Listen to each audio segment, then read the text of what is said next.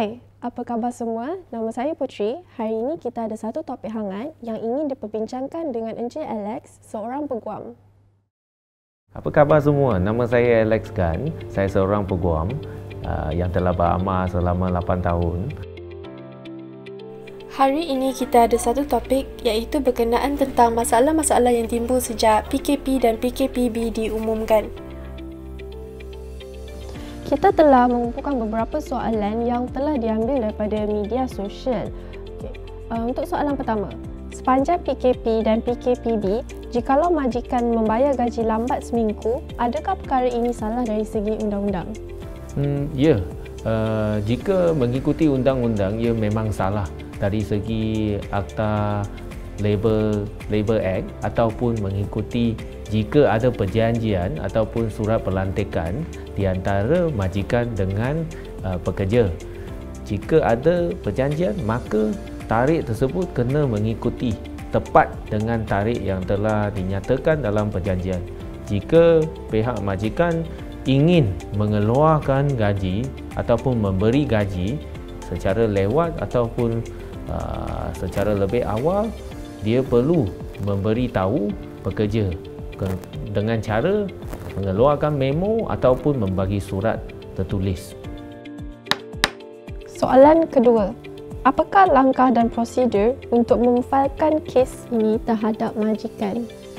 Jika seorang pekerja ingin memfailkan satu kes terhadap majikan mengenai kelewatan pembayaran gaji, pekerja perlu memahami terdapatnya dua mahkamah yang mengendalikan kes-kes pekerja di Malaysia, iaitu Mahkamah Perusahaan Industrial Court dan Mahkamah Tenaga Buruh Labour Court. Terdapatnya dua jenis mahkamah, dan untuk jenis pertama iaitu Mahkamah Perindustrian, Industrial Court, ia adalah untuk pekerja yang mempunyai gaji 2,500 ke atas, dan untuk Labour Court ia adalah untuk pekerja yang mempunyai gaji 2,500 ke bawah.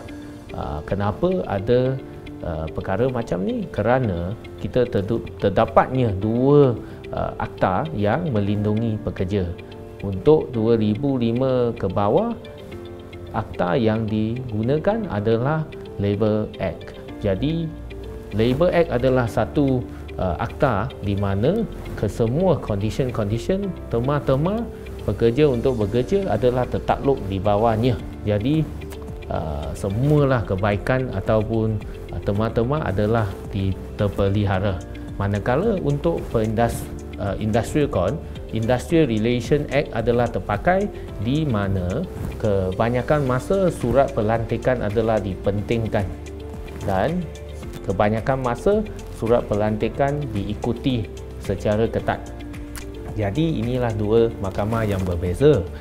Manakala selepas pekerja menentukan di mana mahkamah yang perlu kes difailkan, maka perlulah pergi ke pejabat, fill in the forms dan juga failkan kes tersebut. Selepas memfailkan kes tersebut, mahkamah akan mempertimbangkan sama ada kes tersebut mempunyai asas-asas untuk diteruskan. Jika mahkamah menentukan bahawa kes tersebut perlu diteruskan, maka saman akan diserahkan kepada pihak majikan. Pihak majikan akan menerima saman daripada pihak Mahkamah Perindustrian ataupun Labour Court. Selepas tu, majikan perlulah memasukkan kehadiran terhadap kes tersebut. Jika tidak, kes akan diputuskan. Dan jika majikan memasukkan kehadiran mereka perlu memasukkan juga pembelaan dan juga jawapan mereka terhadap tuntutan majikan. Selepas itu, kes pekerja ini akan bergerak kepada satu situasi di mana kedua-dua pihak akan disuruh menjalankan mediasi dahulu. Jika mediasi berjaya, dan kes akan ditutup. Jika tidak, kes akan diteruskan. Jika diteruskan, saksi-saksi akan dipanggil untuk memberi keterangan, dan selepas mendengar keterangan dan ujahan daripada kedua-dua pihak, maka mahkamah akan menentukan keputusan. Itu saja untuk proceeding dan untuk proses kes pekerja. Soalan ketiga, berapa lamakah tempoh untuk memproses hal ini? Untuk kes-kes mahkamah perusahaan ataupun labor court, biasanya dia mengambil masa dari 3 bulan sehingga 6 bulan untuk selesaikan.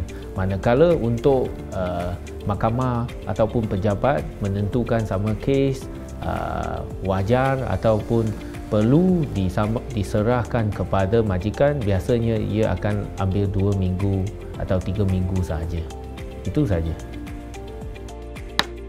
Ini sajalah perkongsian saya untuk episod ini. Kita jumpa lagi dalam episod yang akan datang bersama saya, Alex Gan. Sekian, terima kasih.